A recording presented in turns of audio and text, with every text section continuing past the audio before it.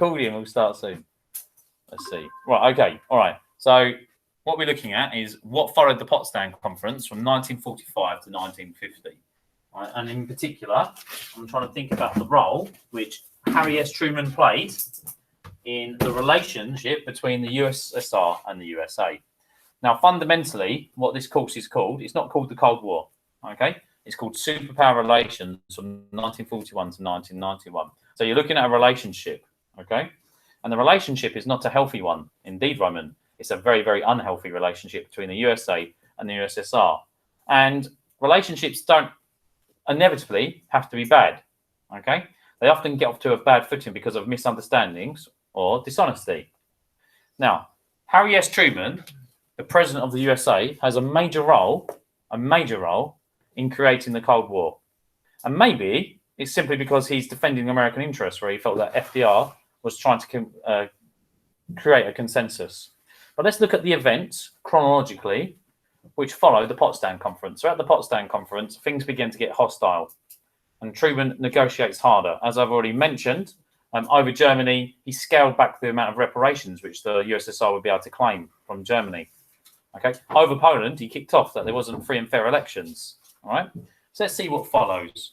Now, just after the Potsdam Conference, you have the use of atomic bombs in Japan. Now, Truman defends his use of this, and he said, first and foremost, he did this to stop American lives being wasted, like the young boys being killed, and it would have been over 1 million Americans dying to take Japan. It would take over 1 million men. So look at this timeline here. All right.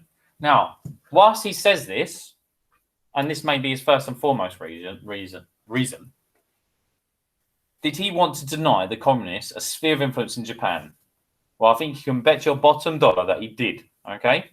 I think that looking at how the USSR had negotiated in Europe, he did not want that in the Pacific. He did not want that in Japan. Okay. He wanted to limit communist influence. So the first reason may have been he wanted to save American lives. Of course it would be. But a second factor behind that would be to limit the spread of communism. Okay. So I personally think that he did use those bombs on Japan.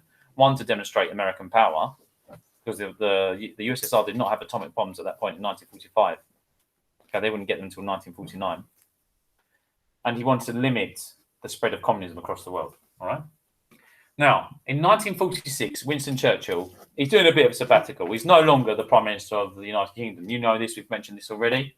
Okay. How do we know this? Well, that's because Clement Attlee, as Churchill described him, a sheep in sheep's clothing, is now the Prime Minister of the UK. So the British public voted for a Labour government because they wanted to have an NHS. They wanted to be looked after World War II. So Churchill's travelling the world. He goes to America. He goes to Fulton, Missouri, and he makes a speech. Okay, it's called the Iron Curtain speech. Now, we watched a very, very good YouTube video before by an expert historian who says that these two men, basically Churchill and Truman, decided the contents of the speech on a train. And Churchill asked Truman, "Do you think this is too extreme?" In essence, okay, I'm paraphrasing. And Truman was like, "No, very good. I like this." Okay, so Truman completely backed Churchill over his hostile stance to communism. And really, what Churchill was saying was factual. There was an iron curtain emerging between the communist powers and the liberal bourgeois democracies. Okay, there was this fracture between Western and Eastern Europe, and it was based on ideological lines on a map, and you could see it on a map.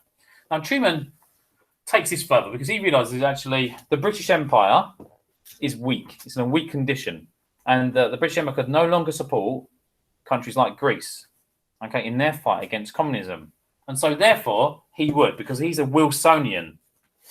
Woodrow Wilson, the president of the USA during World War I, believed that America should have a more interventionist role in European politics. And therefore he announces the Truman Doctrine, which is a investment into the countries of Greece and Turkey, in essence, so that they will not fall to communism. Okay, so he's stopping the spread. Now, in 1948, he extends this once more, and Stalin calls this dollar imperialism. It might be called the Marshall Plan, but it's completely sanctioned by Truman. And what is realized is that Europe is a mess. It's a war-torn mess. Okay, you've got Germans still living in bunkers underground. Okay. They're living underground because their houses were bombed into smithereens. All right? The whole infrastructure of Europe has been decimated by World War II. Britain, in particular, its economy is sluggish. So America decides to lend a lot of money to Western European nations. They offer it to Eastern European nations as well. But Stalin says, no, you cannot do this. Okay, particularly over Czechoslovakia. Czechoslovakia wanted to take some of this Marshall Plan aid, this Marshall aid. Stalin said, no, you can't have any. All right. Now, the first real face-off, again, is between Truman and Stalin. I'll talk about this relationship, okay? Superpower relations. Well, who's at the head of these two states? Stalin and Truman. These are the two significant individuals. They're clearly not seeing eye to eye. They've clearly taken dislike to one another, all right? Look at the three conferences. Yalta and Tehran, ostensibly friendly conferences. Potsdam, things get a bit more hostile, all right? And this hostility reverberates through this timeline. It continues. The Berlin blockade and airlift. First, over currency. Will Germany be strong or will it be weak? Okay. Truman and Stalin have disagreements about the way the German state should be, in essence. Should it be a strong democracy or should it be a weakened communist state, a satellite to the USSR? And finally, the real lines are drawn here, and that's with NATO, a mutual defense pact. And it's clearly implicit to that pact that the USSR is the enemy. And if the USSR attacks one country, an attack on one is an attack on all. So we can see that the Potsdam Conference is very significant. Yes, it is very important to the development of Cold War superpower relations. First and foremost, why? It's because of a significant leader change. FDR is dead, and Harry S. Truman comes in, and he's got a very different attitude towards communism. He's a deeply religious man. He's not a fan of communism, and he wants to contain its spread, not just in Europe, but throughout the world. And he will be successful. He's very determined in that. He shows this with his Berlin Airlift and the Berlin Airlift and Blockade. Okay, I think that's a good video. I think we've gone over the key points there. Right, we're just going to stop recording now. Okay.